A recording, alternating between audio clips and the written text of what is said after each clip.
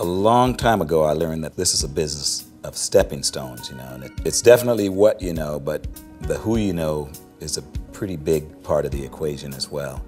A lot of things come into play: your attitude, the way you conduct your business, your professionalism, your gear. It's a lot of things that you put together, and I tried to sort of put all those elements together in the DVD, The Business of Bass, which is sort of the business of music. Talks about what producers want, what people like Quincy Jones, David Foster, Clapton, Phil Collins, people that are in a position where you can work for them, but they are demanding.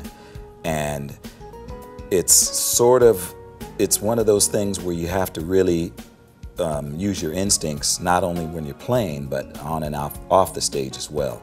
And I learned that networking is really a key element to success and how you're perceived among the people in the industry.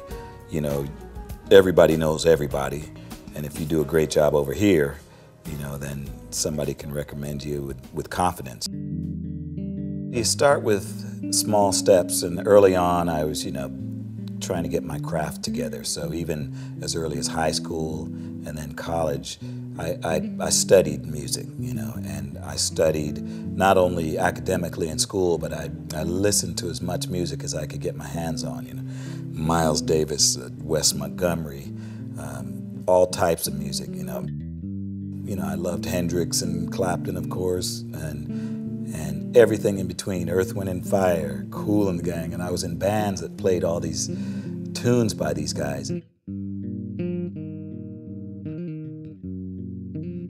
I moved to LA, and I got a chance to really meet and work with all these people, and I remember just sort of having a dream. I listened to Quincy Jones' record. I said, boy, what a dream it would be if I got a call from him, and I got a call from him, and to play on some of the biggest records, Michael Jackson, and some really big records. I played Live Aid with Kenny Loggins, and then Eric Clapton and Phil Collins played after us, and they sit on the side of the stage and listen to us. And as soon as I came off, Eric said, "Hey, let's hang out," And I was just thinking to myself, I said, you're in it now, And to this day, I still feel, I feel the blessing of the magic that takes place with that language of music. Barry White, who was one of the first big names that I worked with, he came to San Diego and heard a band that I was with and hired the whole band for his tour. Here we are thinking, I'm 16 years old playing the Apollo Theater and Madison Square Garden with Barry White and the Love and Intimate Orchestra, playing these, huge records. I always say that I went to Barry White University because he could come up with bass lines like nobody else, and he'd come and actually sing them to you on the date, and he'd sing this great line. I think, boy, why didn't I think of that, and very instrumental in sort of helping me develop as a musician that could come up with a line and try to create sort of a hit bass line.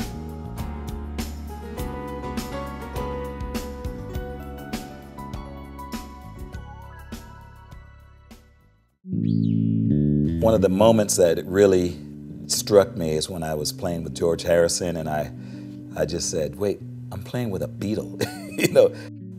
When George Harrison was alive, he was a dear friend. Every time I'd go to England, he'd send a car for me and go out to the house and stay there. And it was just unbelievable. He had a wall of guitars, and he said, "Oh yeah, I used that on Revolver. That was the solo for something. Here Comes the Sun." That guitar, it was just like, I'm going, you're kidding, There are people like B.B. King that I've had a chance to work with. He's become a dear friend. He calls me from time to time. We chat, and for me, it's like you're living inside a dream. One thing I try to do is just stay in the moment and just flow with it all. But over the years, having the opportunity to work with people like Michael Jackson, who was just a perfectionist in the studio, and I didn't realize how busy he was until, when he passed, and they just were playing all the records, and I mean, he was really prolific. On the jazz end, I used to listen to Bob James and people like Larry Carlton, Harvey Mason. I used to play in top 40 bands where we played a lot of those guys' songs, and to be in a band, foreplay with those guys, again, I'm just saying, how lucky can you get, you know? And George Benson and people that I really admire, you know. Then there's singers, Barbra Streisand and Celine Dion and Anita Baker, who also become good friends, but worked on all their records. And I tell you, it's like you're living a dream.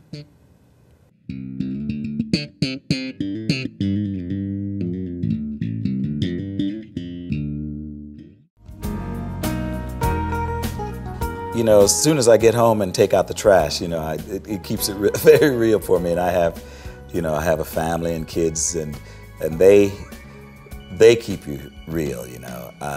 And also, you know, I was blessed with a great set of parents, and they always taught me, you know, never believe in your own press, and keep your feet attached to the ground. And I've learned from working with some of the greatest people, you know, Phil Collins, you know, where the most humble guys, you know, are some of the most successful guys that I've ever worked with, you know.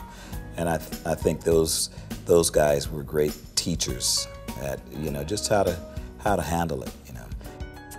You know, I love going into music stores whenever I'm on the road around the world, and just to check out instruments, amps, equipment, see what's out there. And I have come to sort of hone the gear that I like to use. Obviously, I've been with Yamaha about 30 years now, which I can't believe how fast that went by. But you know, we have the signature bass that we developed in the 80s that I've been using, and my amplifier of choice is the Aguilar, which I think just sounds fantastic. A lot of great amps out there, though, and I go into stores and I try every one of them. And there's a lot of good product now. It's a lot easier nowadays with the online stores, and of course Musician's Friend, and A to Z, you know, strings, amps, you know, instruments, and you really need to do your homework and find out what suits you best. The bottom line is straight focus, you know, intuition and instincts. You know, I think we all have a sense of sort of what's right, what's wrong, what the pitfalls are out there, and they're there, they exist. But I try to keep, you know, I try to stay focused, and every day I try to come up with different ways to just take the game a little higher.